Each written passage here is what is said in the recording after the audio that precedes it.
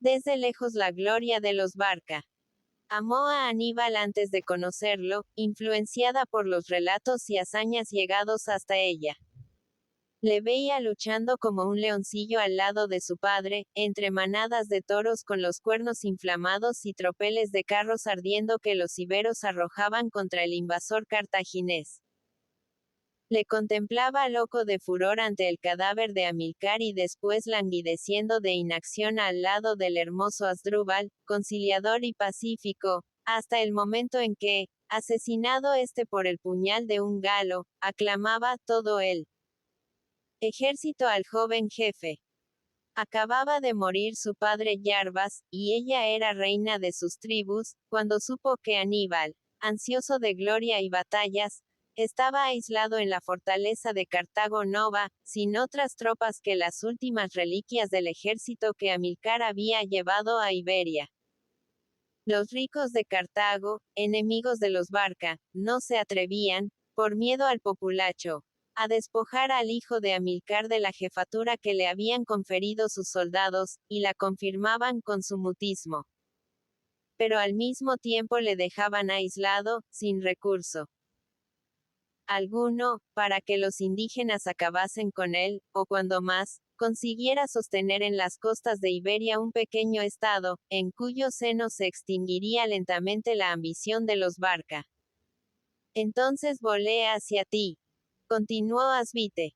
Deseaba conocer al hombre y salvar al héroe. Entregué una parte de mis riquezas a los mercaderes de Cartago para que me prestasen sus naves. Inflamé el entusiasmo de los más belicosos de mis hombres para que me siguiesen. Hasta las vírgenes de mis tribus que, para imitarme, iban a la caza del león y galopaban días enteros, empuñaron la lanza, sintiéndose arrastradas a mi loca aventura.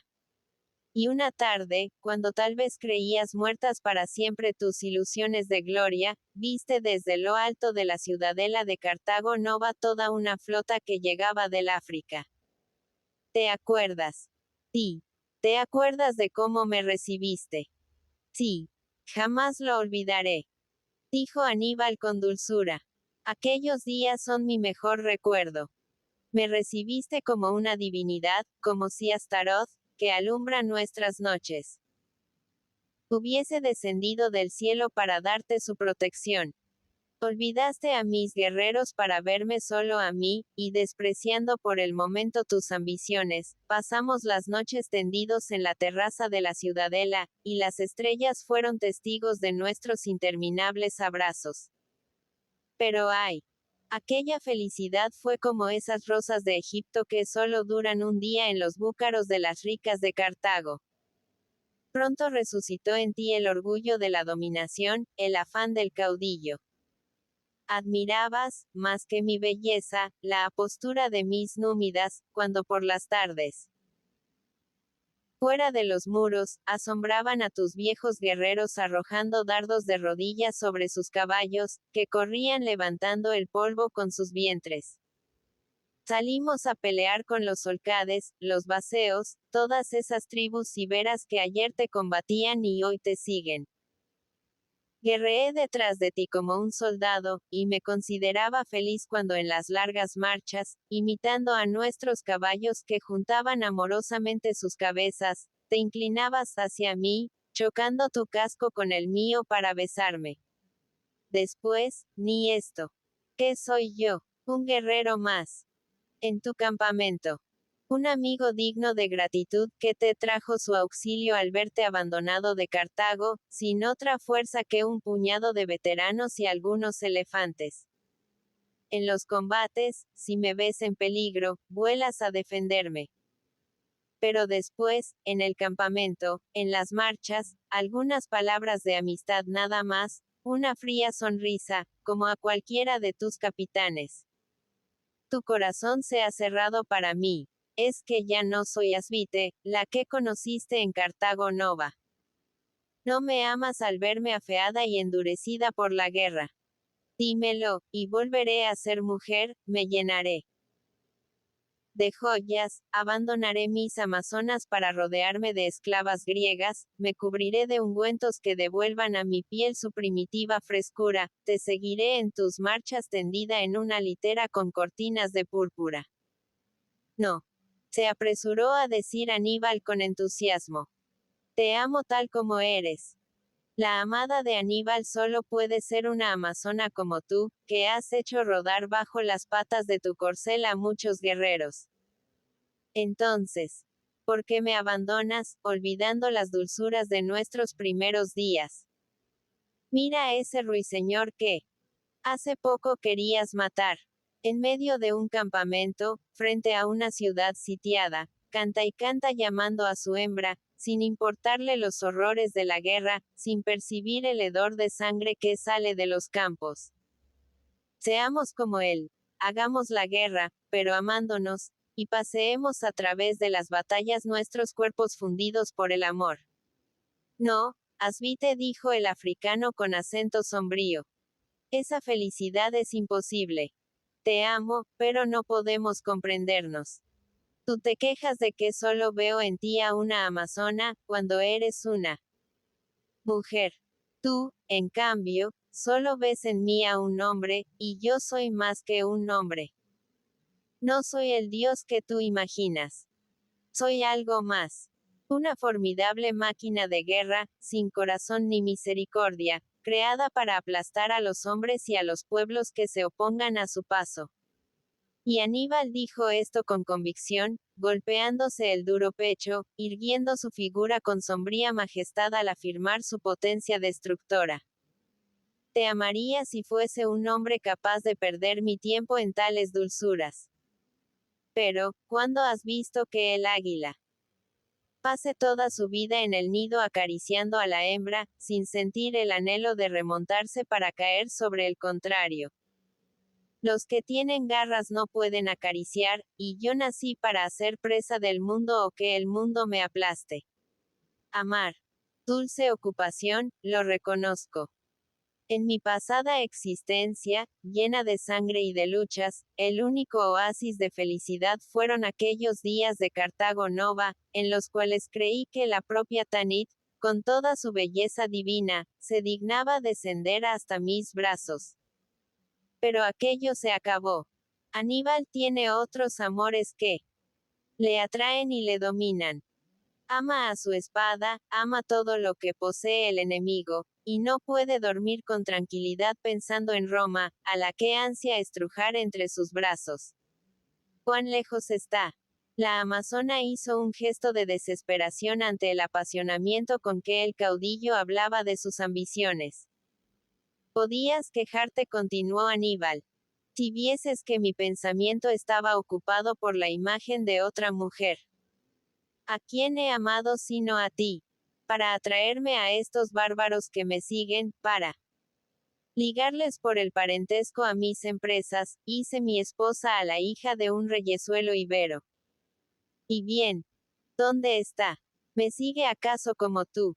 Permanece en Cartago Nova, hilando sus lanas de colores, y apenas si me acuerdo de ella, pues ni por un momento me conmovieron sus gracias de virgen bárbara.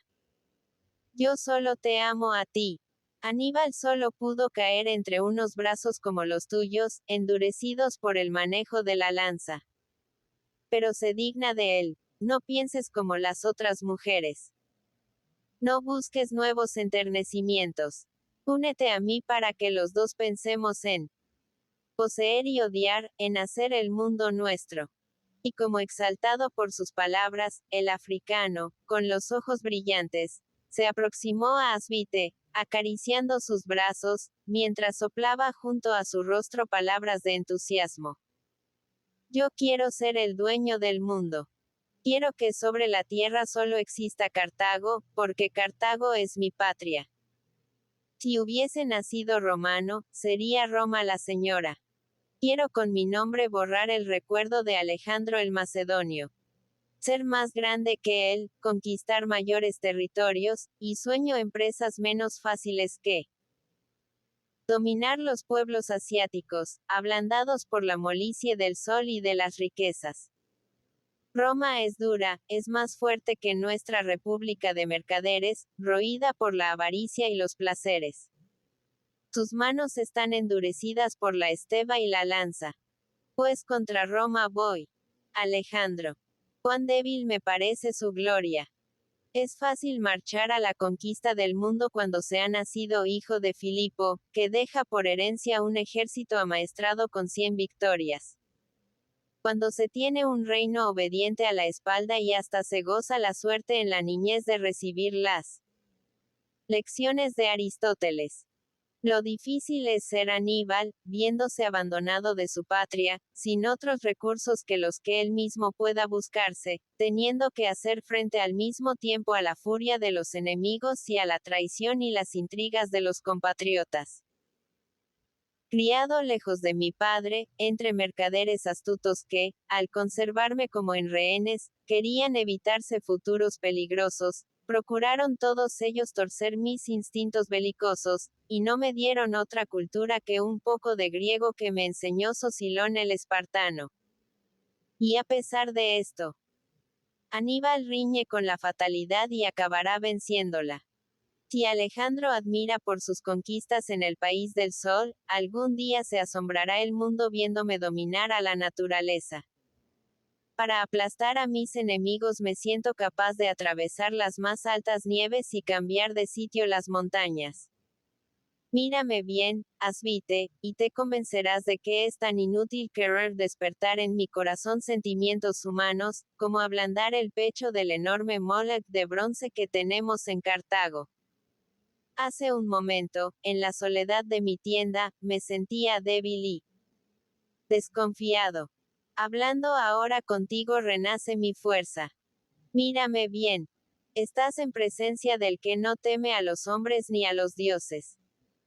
Los dioses. Exclamó con temor Asvite. No temes que te castiguen. Una carcajada ruidosa, sarcástica, de inmenso desprecio, contestó a la amazona. Vivo entre guerreros de todos los pueblos.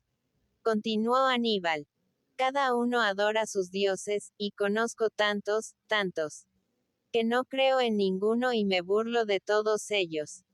Cartago adoraba a Moloch. Aquí me has visto muchas veces dedicar sacrificios a las divinidades iberas, para atraerme a sus pueblos.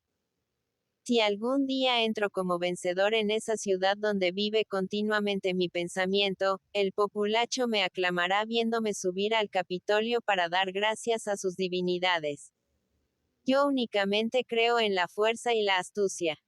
Solo tengo un Dios tutelar, la guerra, que agiganta a los hombres, dándoles la omnipotencia de la divinidad. Si al ser dueño de toda la tierra no encontrara con quien reñir, moriría, creyendo que el mundo estaba vacío. La amazona bajó la cabeza con triste expresión. Me convenzo de que nunca serás mío, Aníbal.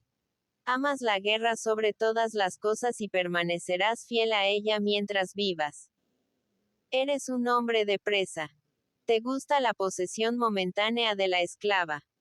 Basta para saciarte la mujer llorosa y herida que cae en poder de tus soldados al entrar por asalto en una ciudad.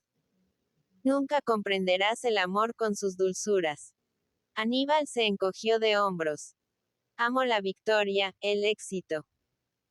El laurel que los héroes griegos se ceñían en el triunfo tiene para mí un perfume más penetrante que las rosas de los poetas. Cesa, Asvite, en tus lamentos. Sé guerrera y olvida que eres mujer. Te amaré más, serás mi hermano de armas. ¿A qué pensar en aquellas noches de amor, cuando estaba en la desgracia y carecía de soldados, ahora que toda Iberia viene a mí y comienzo a ver realizados mis ensueños de dominación? Mira ese campamento, donde se hablan tantas lenguas y cada uno viste diverso traje. Las tribus llegan como riachuelos que engrosan un torrente. Cada día se presentan nuevos guerreros. ¿Cuántos son? Nadie lo sabe. Marval decía ayer que eran 120.000. Yo creo que pronto serán 180.000. Les arrastra la ciega confianza en Aníbal. Presienten que conmigo se marcha a la victoria. Tal vez sus dioses les han dicho que esto no es más que el principio de una serie de hazañas que asombrarán al mundo. Admírate, Asvite. Esas gentes han pasado su vida guerreando entre sí. Se odiaron siempre, y ahora la espada de Aníbal es como un cayado que las guía formando un rebaño común. Y quieres, después de este prodigio, que pierda el tiempo amándote, que permanezca en mi tienda acostado a tus pies, con la cabeza sobre tus rodillas, oyéndote cantar las soñolientas canciones del oasis. No, rayo de Baal. La ciudad está enfrente de nosotros, burlándose del ejército más grande que jamás se reunió en los campos de Iberia, y es preciso acabar. Es necesario que la tienda de lienzo aplaste a la torre de piedra. Afila bien tu lanza, hija de Yarbas. Prepara tu fiel caballo, amada mía. Sopla en torno de mí ese aliento misterioso que percibo siempre en las vísperas de la victoria. Hoy mismo entraremos en Sagunto. Y miró a lo lejos, como impacientado por la tardanza del amanecer. Brillaba la luna con menos intensidad. Oscurecía el cielo, tomando su azul un tono más denso, y por la parte del mar empezaba a marcarse una faja de claridad violácea. Pronto empezará el nuevo día. Continuó el africano.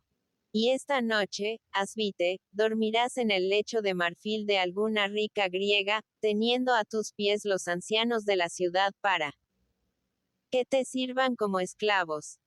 No, Aníbal. No terminará para mí el día que ahora empieza.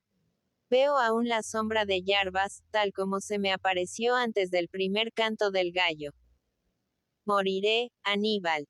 Morir. Y eres tú quien lo dice. Para que el enemigo llegue hasta ti será preciso que pase sobre Aníbal. Eres mi hermano de armas. Yo estaré a tu lado. Aún así, moriré. Mi padre no puede engañarme. Tienes miedo. Tiemblas, hija del Garamanta. Al fin, mujer. Quédate en tu tienda. No te aproximes a los muros. Iré a buscarte cuando llegue el momento de tu entrada en la ciudad como señora. Asvite irguió su gallarda figura, cual si acabase de recibir un latigazo. Sus grandes ojos brillaron de cólera. Te dejo, Aníbal. Prepáralo todo para el asalto, y ya me encontrarás cuando tus trompas den la señal. Al convencerme de que voy a morir, solo quería pedirte un beso, el último. No, no te acerques. Ahora no lo deseo. Me haría daño. Si caigo y puedes encontrarme entre los cadáveres, ya sabes cuál fue mi último pensamiento. Se alejó apoyada en su lanza por entre las filas de tiendas, seguida del negro caballo, que husmeaba la huella de sus plantas como una bestia apasionada. Ya era de día. Se fueron extinguiendo las hogueras, y en torno a las últimas llamas los hombres se levantaban del suelo estirando sus miembros entumecidos y sacudiendo los pedazos de tela en que estaban envueltos. Relinchaban los caballos tirando de las cuerdas, y los guerreros los dejaban en libertad, conduciéndolos al río para abrevarlos y limpiarlos. Por todos los caminos.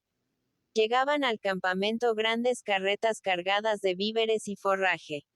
El chirrido de sus ejes confundíase con las voces de los soldados, que, al empezar un nuevo día, sentían la necesidad de recordar el lejano país, cantando en la lengua natal.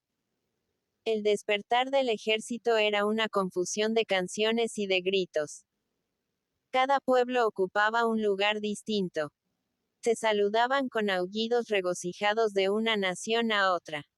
Sobre el campamento elevábase un vaho de carne desnuda y sudorosa, de guisos raros hirviendo en marmitas. Resonaban los grandes mazos de los carpinteros componiendo los artefactos de asedio, que a las pocas horas habían de disparar piedras y dardos contra las murallas. Algunos guerreros de flotante manto, jinetes en veloces caballos, corrían entre la ciudad y el campamento, mirando las murallas de Sagunto. Detrás de sus almenas, enrojecidas por los primeros rayos del sol, empezaban a rebullir los defensores.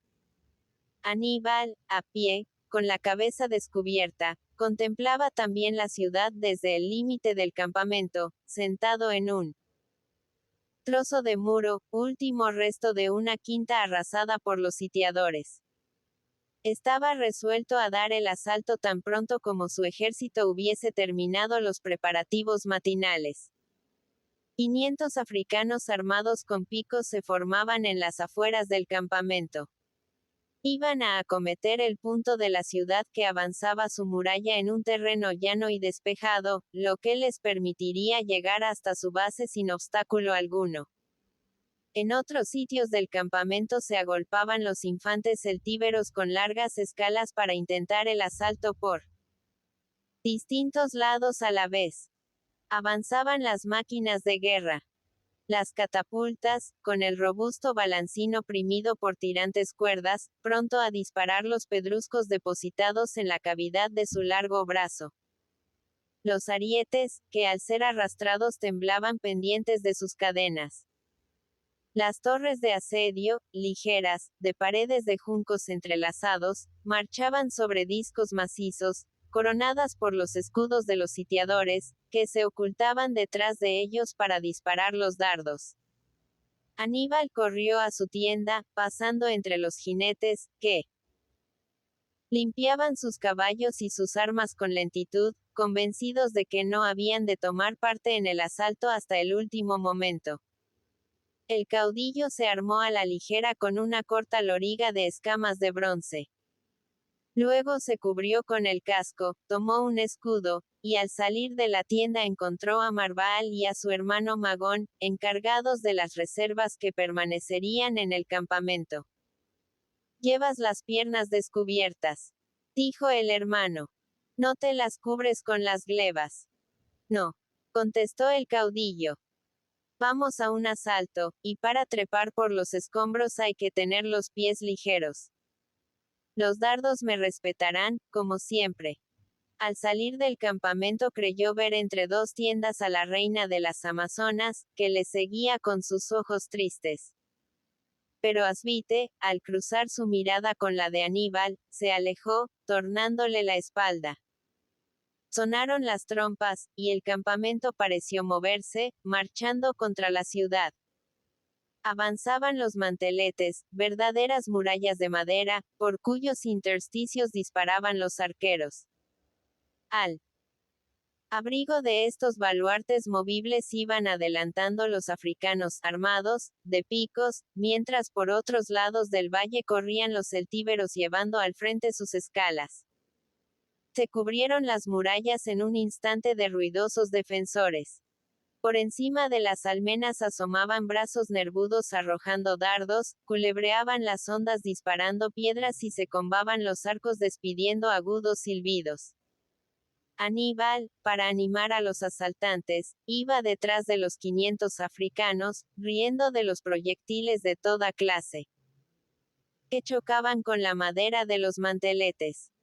Varias noches, arrastrándose y a riesgo de caer prisionero, había llegado hasta el pie de aquel muro que cubría la parte del valle y era el más fuerte de la ciudad. La base estaba formada de grandes piedras unidas con barro. Convencido el caudillo de que era difícil escalar los muros, quería abrir brecha por los cimientos, derrumbando la rojiza muralla ante la que se había estrellado su ejército. Al llegar cerca de ella, los africanos abandonaron el abrigo de los manteletes, arrojándose con furor contra la barrera de enormes piedras. Desnudos, negruzcos, vociferantes, subiendo y bajando sus brazos musculosos, al final de los cuales brillaba el hierro del pico, parecían espíritus infernales enviados por los dioses cabiros de Cartago para la destrucción de la ciudad. Encarnizados y tenaces en su tarea de destrucción, rugían y trabajaban, insensibles a los golpes que venían de arriba. Los sitiados, enfurecidos por tanta audacia, despreciaban a los honderos baleares y a los arqueros que desde lejos disparaban contra las almenas. y sacando el cuerpo fuera, arrojaban sobre los africanos dardos y pedruscos. Estos proyectiles, cayendo verticalmente, nunca dejaban de producir víctimas. Rodaban los africanos con la cabeza partida o las espaldas aplastadas. Rompíanse los brazos y las piernas como cañas bajo el peso de los pedruscos, y más de un asaltante quedaba con el vientre clavado al suelo por un dardo que le atravesaba los riñones. Por encima de los cuerpos palpitantes, de las carnes magulladas, de la sangre amalgamada con el barro de los muros, nuevos asaltantes cogían el pico de manos de un moribundo y emprendían contra la muralla la obra de destrucción, golpeándola furiosamente. Confundíanse los africanos, los celtíberos, los galos, hombres de todos colores y razas, jurando cada cual en su idioma, con espumarajos de rabia, y sintiendo cernerse la muerte sobre sus espaldas a cada instante. Entre el estrépito de aullidos, lamentos y piedras desplomadas, las faláricas incendiaban las ropas y se agarraban a la carne desnuda, haciendo arder a los hombres. Muchos de estos, retorciéndose de dolor, corrían hacia el río como antorchas animadas. Ya se movía un bloque del muro. Ya rodaba fuera de su alvéolo. Lo más importante era sacar la primera piedra. Detrás de ella saldrían las otras. Los asaltantes prorrumpieron en exclamaciones de salvaje alegría. Oían la voz de Aníbal animándolos. Pero antes de poder levantar la cabeza para descansar un instante, un rugido inmenso se elevó entre ellos. Llovía. Pero eran gotas ardientes, infernales, que penetraban en los cuerpos. Como interminables cuchillos. Arriba, entre las almenas, humeaba una hoguera. Era que los comerciantes derretían los grandes lingotes de plata de sus almacenes, enviando el metal fundido como una lluvia de muerte sobre los que osaban destruir los muros de la ciudad. Los asaltantes retrocedieron rugiendo de rabia, y fueron a refugiarse detrás de los manteletes. Aníbal levantó su espada, queriendo con sus golpes hacerles volver al trabajo. Pero en vano se esforzaba hablando de próxima victoria y de la necesidad de destruir el muro.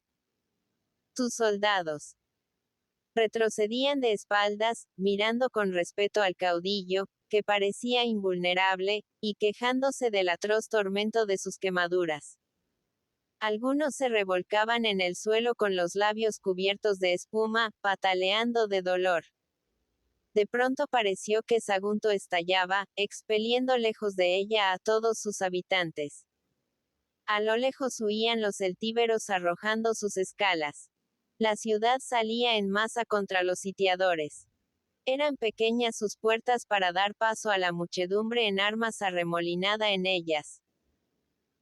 Luego, esta multitud se extendía como un torrente que corre encajonado entre montañas y de pronto encuentra una llanura.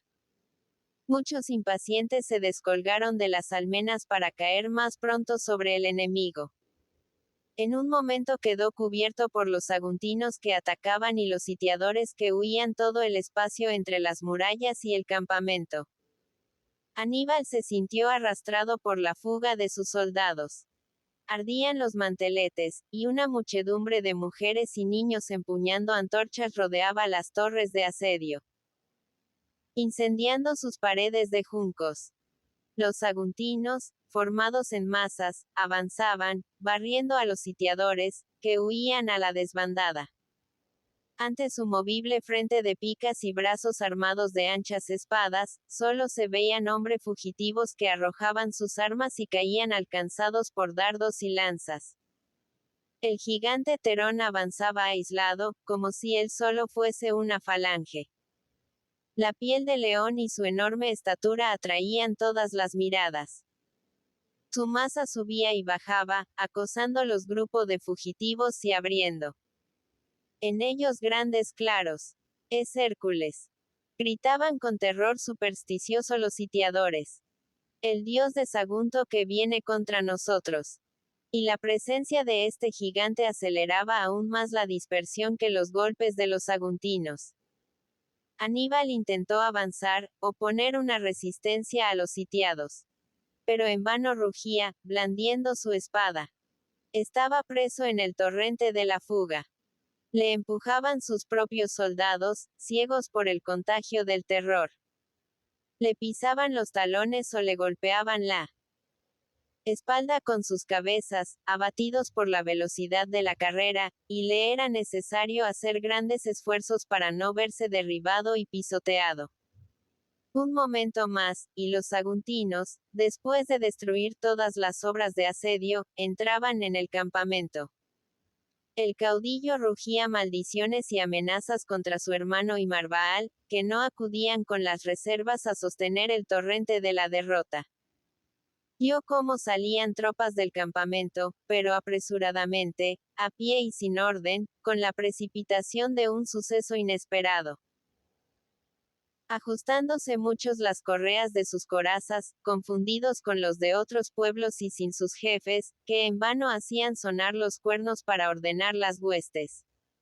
Los saguntinos, con el impulso ciego de la victoria, empujaron a este refuerzo, y casi lo arrollaron al primer encontrón.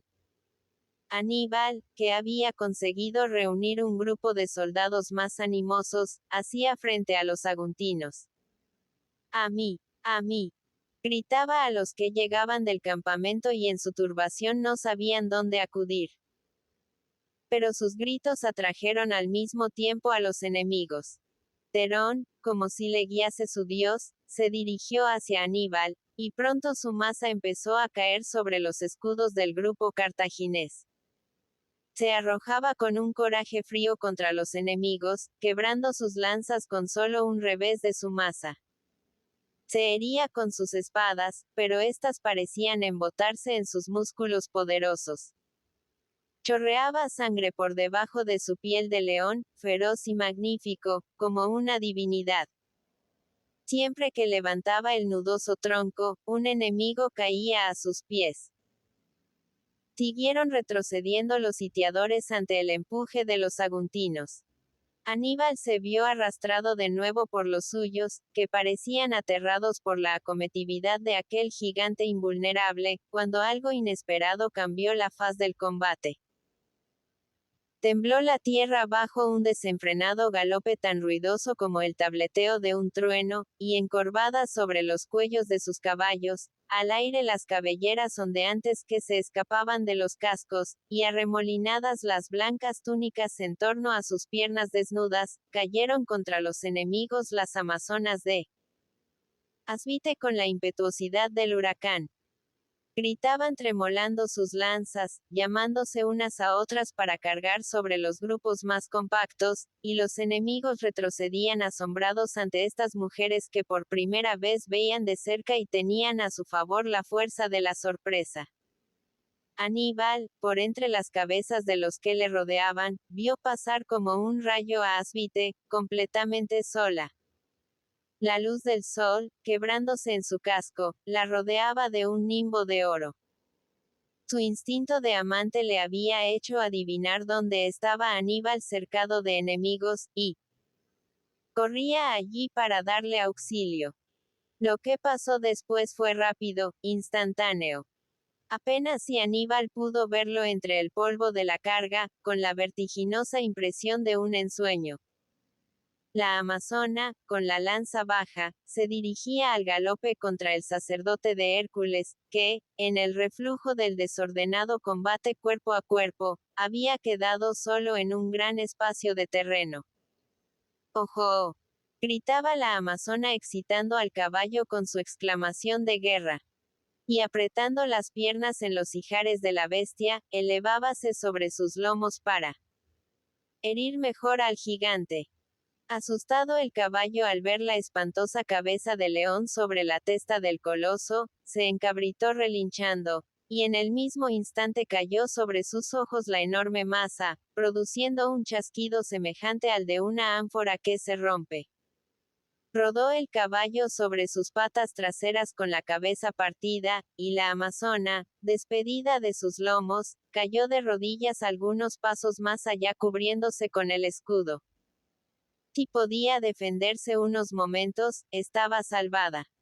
Aníbal, olvidado de los suyos, que se agitaban en la confusión del combate, corría en su auxilio.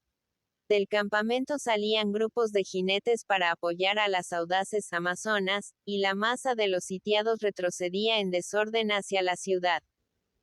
Púsose en pie Asvite y avanzó un paso, levantando la lanza para herir al gigante. Pero en el mismo momento, la enorme masa, blandida a dos manos, cayó sobre ella como un muro que se desploma. Resonó quejumbrosamente el escudo de bronce al quebrarse, cayó en pedazos el casco de oro, y Asvite quedó doblada en el suelo con la túnica cubierta de sangre, como una ave blanca que pliega sus alas. Terón, a pesar de su ferocidad, permaneció inmóvil apoyado en su masa, sin ver lo que pasaba a su alrededor, como arrepentido del horrible destrozo que su fuerza había causado en aquella mujer hermosa. A mí, Terón. Defiéndete, carnicero de Hércules. Mátame si puedes. Soy Aníbal. Volvióse el sacerdote, y vio a un guerrero que, cubierto el rostro con el escudo y la espada de punta, avanzaba con asombrosa agilidad, trazando círculos en torno de él, como un tigre que ataca a un elefante y busca con su movilidad hacer presa en un punto flaco. Había terminado la batalla. Los saguntinos se replegaban sobre la ciudad.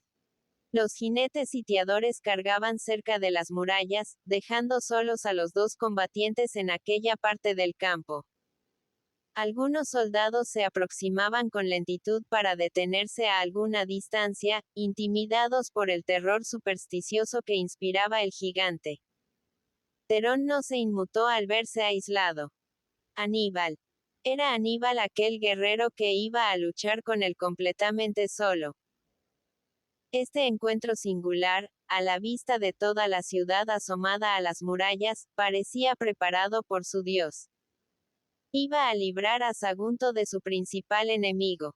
Hércules le proporcionaba esta gloria.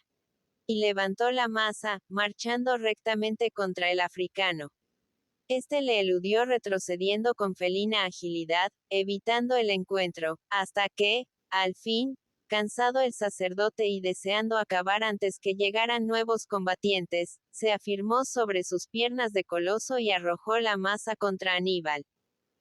El enorme tronco rasgó el aire, al mismo tiempo que el caudillo, viéndole venir sobre él, saltaba a un lado.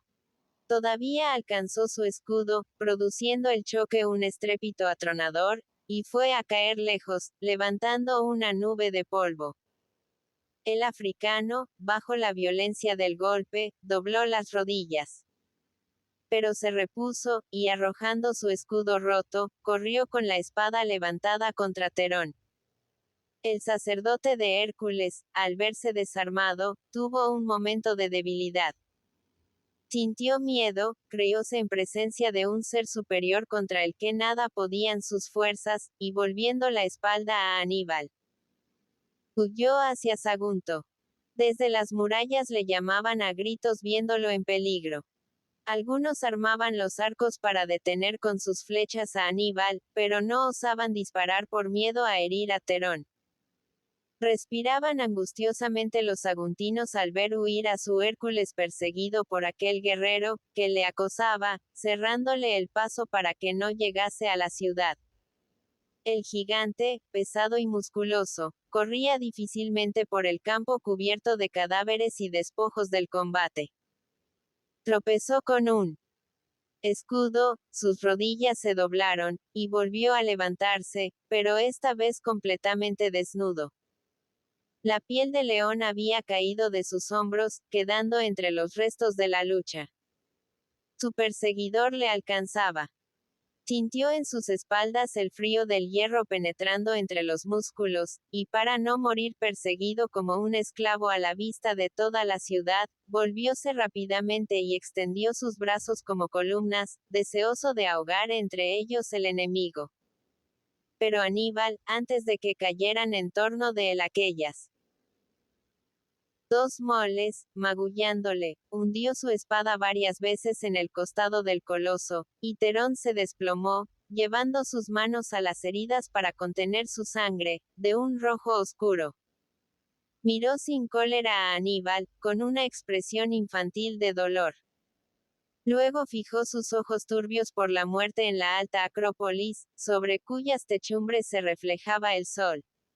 Padre Hércules, murmuró con desaliento. ¿Por qué abandonas a los tuyos? Su cabeza enorme, al caer en el suelo, levantó una nube de polvo.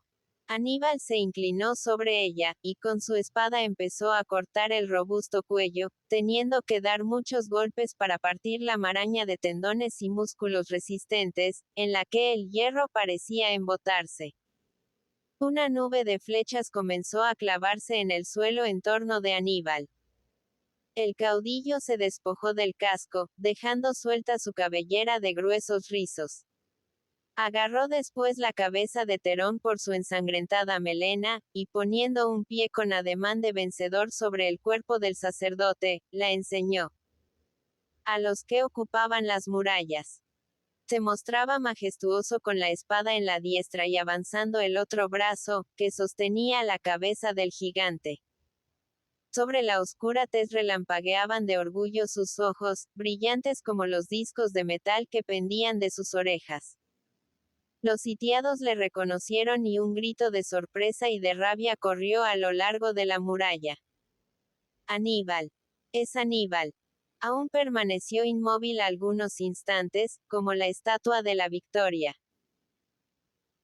desafiando mudamente a los enemigos, sin hacer caso de la nube de proyectiles que zumbaba en torno a él, hasta que, bruscamente, soltó la cabeza de Terón y cayó de rodillas, abandonando su espada. Mopso el arquero acababa de atravesarle una pierna de un flechazo. Todos vieron desde las murallas cómo, en un arranque de dolorosa cólera, se arrancaba el mástil de la flecha, haciéndolo añicos y arrojando lejos los pedazos. Luego ya no vieron más. Una gran parte del ejército sitiador corrió a él para cubrirle y sus honderos y arqueros comenzaron a disparar contra la muralla.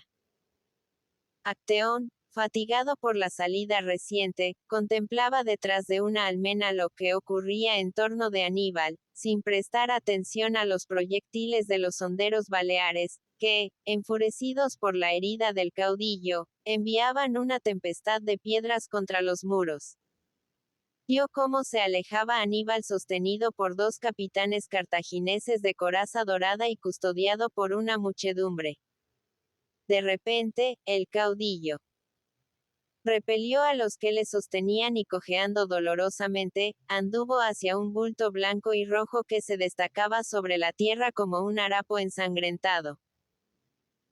Se inclinó sobre él, y los númidas que le rodeaban vieron llorar al terrible Aníbal por primera y última vez, uniendo su boca a la destrozada cabeza de la amazona Asvite, besando aquel rostro amado, en torno de cuyas facciones aplastadas y ennegrecidas por la sangre seca empezaba a revolotear un enjambre de fúnebres moscas.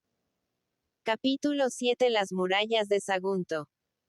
La herida de Aníbal proporcionó a la ciudad algunos días de calma. Los sitiadores permanecían en su campamento, inactivos, mirando a Sagunto de lejos. Salían los honderos por las mañanas para ejercitar sus brazos disparando contra la muralla.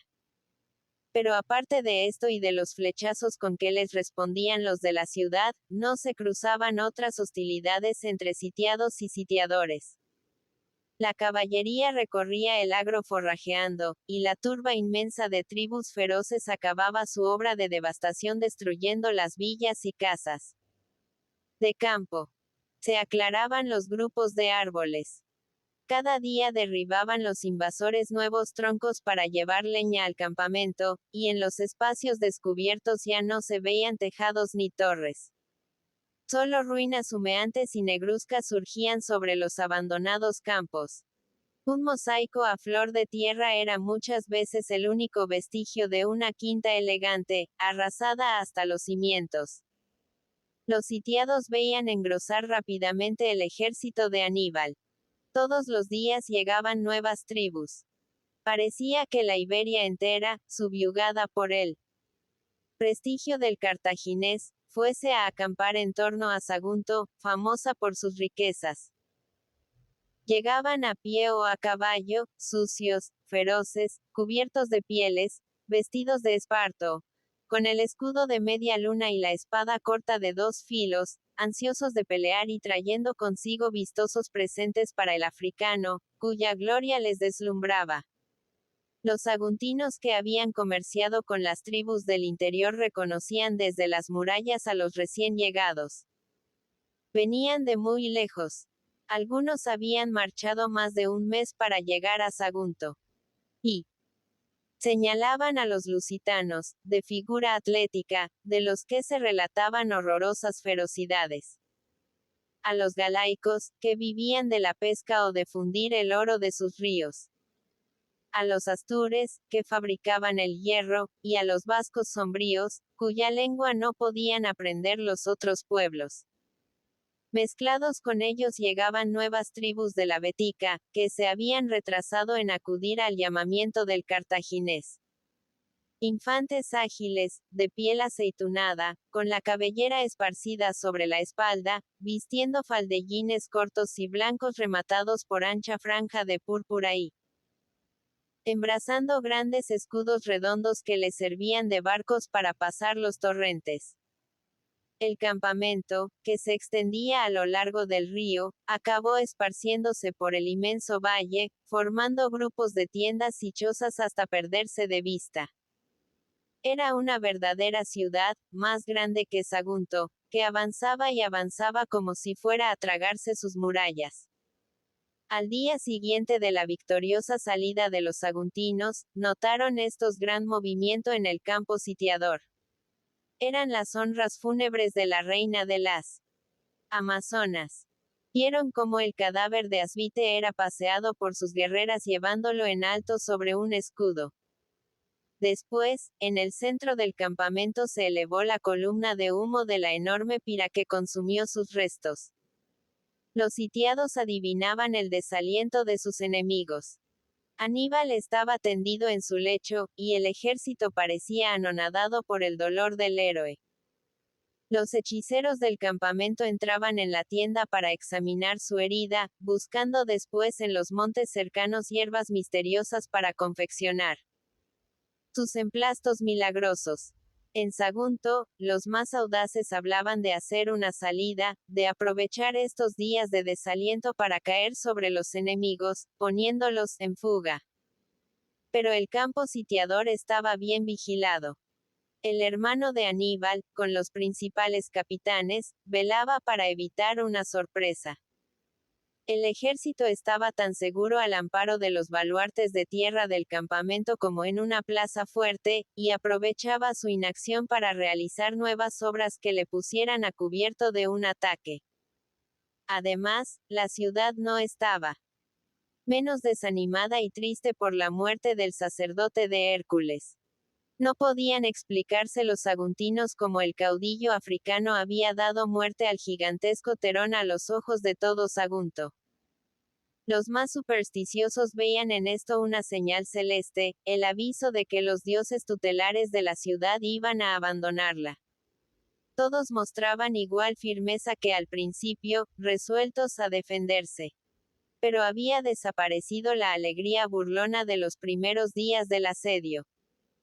Creían husmear la desgracia en torno a ellos y les entristecía el número de enemigos, siempre en aumento. Cada mañana veían crecer el campo sitiador. ¿Cuándo cesarían de llegar nuevos aliados de Aníbal? La alegre ciudad griega de los ricos comercios y las pomposas fiestas panateas presentaba el triste aspecto de las poblaciones sitiadas. La muchedumbre de los campos acampaba en calles y plazas, esparciendo un hedor de rebaño enfermo y miserable. En los templos se arrastraban los heridos al pie de las columnas lanzando gemidos. Arriba, en la Acrópolis, humeaba la hoguera día y noche consumiendo los cadáveres de los que morían en las murallas o caían en las calles víctimas de inexplicables dolencias desarrolladas por el hacinamiento. Aún abundaban los víveres, pero faltos de frescura. Los ricos, adivinando el porvenir, acaparaban lo que podían, viendo en lontananza días de escasez. En los barrios pobres mataban los caballos, las bestias de carga, asando sus carnes en las fogatas encendidas en medio de las calles para los fugitivos sin techo. Lo mismo en las murallas. Que en la Acrópolis, todos miraban al mar con impaciencia. ¿Cuándo llegarían los auxilios de Roma? ¿Qué hacían los legados enviados por Sagunto a la Gran República? La impaciencia hacía caer frecuentemente a toda la ciudad en dolorosos engaños. Por las mañanas, los vigías apostados en la Acrópolis sobre la Torre de Hércules daban furiosos golpes en sus discos de metal al ver en el horizonte algunas velas. Corría la muchedumbre a la cumbre del monte, siguiendo con mirada ansiosa la marcha de los lienzos blancos o rojos sobre la azul superficie del Golfo Sucronense. Eran ellos, los romanos, las avanzadas de la flota de socorro que navegaba hacia el puerto. Pero después de algunas horas de angustiosa expectativa llegaba la decepción, al saber que eran naves mercantes de Marsella o Ampurias que pasaban de largo, o trirremes enemigas que Asdrúbal, el hermano de Aníbal, enviaba desde Cartagonova con vituallas para el ejército. Cada uno de estos desengaños aumentaba la tristeza de los saguntinos. El enemigo siempre en aumento y los aliados no llegaban. La ciudad iba a perderse.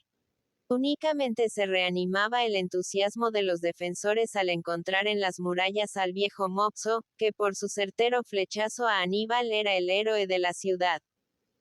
También el animoso Acteón, con sus burlas de ateniense, ligero y gracioso ante el peligro, sabía comunicarles nuevos ánimos. Sónica aparecía con frecuencia entre los saguntinos en los lugares más peligrosos. Recorría las murallas cuando silbaban las flechas sobre ellas. Y los ciudadanos pobres hacían elogios de su audacia. El amor a Acteón y el odio a los sitiadores la hacían ser valerosa. Desde lo alto de la Acrópolis había visto una tarde cómo salían llamas de la techumbre de su quinta, cómo se derrumbaba la roja torre del Palomar, cómo eran abatidos los hermosos bosques que rodeaban su casa, quedando todo convertido en un montón de escombros y troncos carbonizados. Ansiaba vengarse, no de la riqueza perdida, sino de la destrucción del retiro misterioso de sus amores, de la suntuosa vivienda llena de recuerdos. Además, le producía una continua irritación de ánimo su nueva existencia dentro de la ciudad sitiada.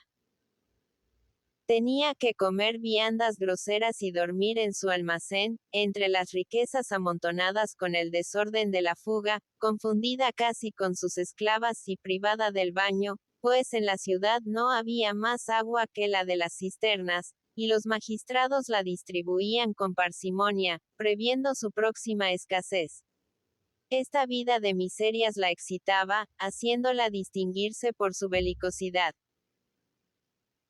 Veía de tarde en tarde a su amante, pues Acteón, alma de la defensa, tan pronto estaba en las murallas dirigiendo a los esclavos que las reparaban, como subía a la Acrópolis con Mopso para enterarse de los preparativos del enemigo.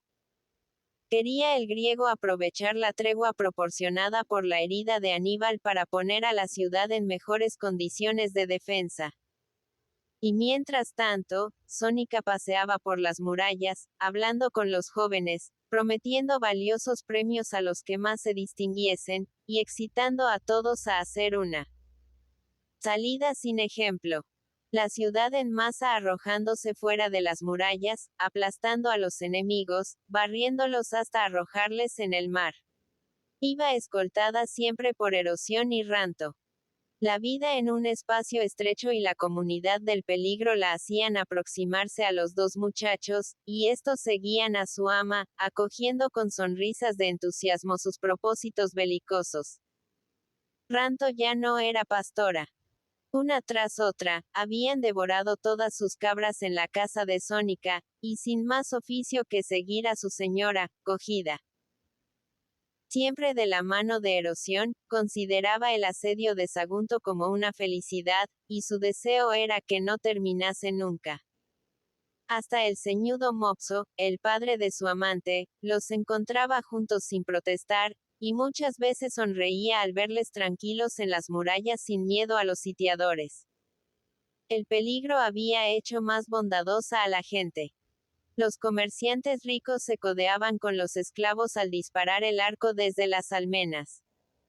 Más de una griega opulenta rasgaba su túnica para vendar las heridas a los rudos mercenarios. Sónica, la rica, que despreciaba antes a las mujeres de la ciudad, solicitaba a las esclavas para que formasen una tropa igual a la de aquellas amazonas que seguían a Aníbal. Satisfecha Ranto de la nueva situación, ciega de felicidad hasta el punto de no ver las angustias y miserias que sufría todo un pueblo, tiraba de su amante en los momentos de combate, le arrancaba el arco de las manos, y arrastrándolo fuera de las murallas escondíase en el hueco de una escalera, al pie del muro. Allí se acariciaban con nueva voluptuosidad, pareciéndoles más intenso su placer mezclado con el silbido de las flechas y los gritos de dolor y rabia que sonaban arriba. La tregua solo duró 20 días.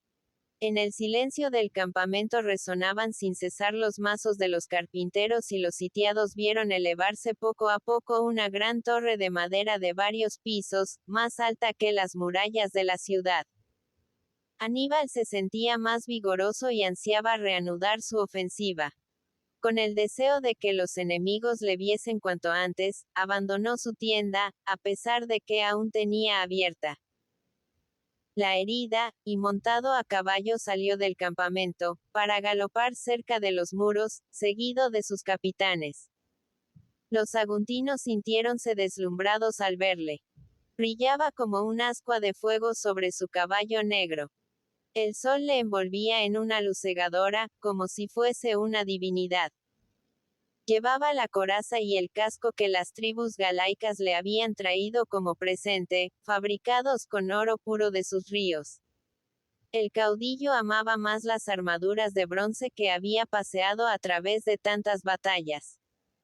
Pero su cabalgada en torno a Sagunto equivalía a una resurrección, y deseaba que los sitiados le contemplasen deslumbrador y magnífico como un dios. Con la reaparición de Aníbal continuó el asedio, más fuerte que antes. No tardaron los saguntinos en darse cuenta de que los sitiadores habían aprovechado la tregua para aumentar su poder ofensivo. Avanzaron con grandes esfuerzos la enorme torre de madera que acababan de construir. Tenía varios pisos para los arqueros, que disparaban por las saeteras abiertas en los troncos.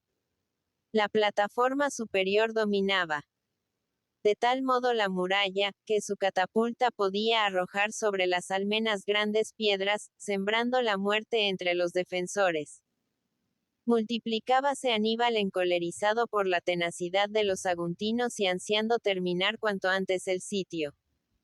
Resultaba imposible permanecer al descubierto sobre las murallas. La torre había sido colocada cerca de aquel punto saliente de la ciudad que Aníbal consideraba el más flaco. Caían sin cesar dardos y piedras sobre el camino de ronda, y mientras los defensores se veían obligados a mantenerse ocultos detrás de las almenas, abajo, en la base, trabajaban los arietes al abrigo de la torre, topando contra los muros y deshaciéndolos lentamente.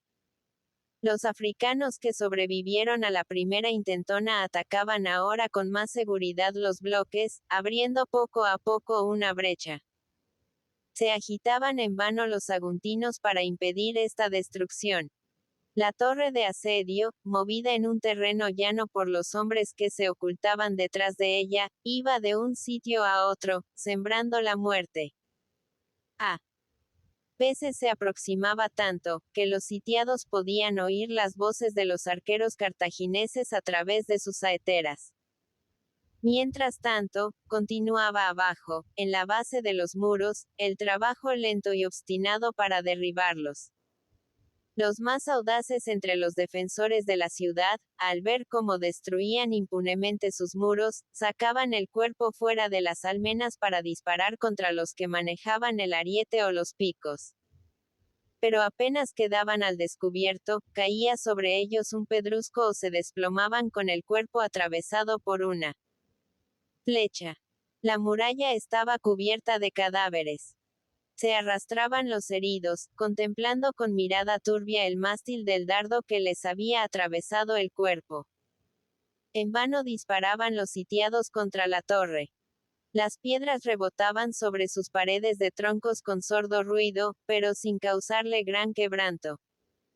Mostrábase erizada de flechas, moviéndose como un elefante monstruoso, insensible a las heridas.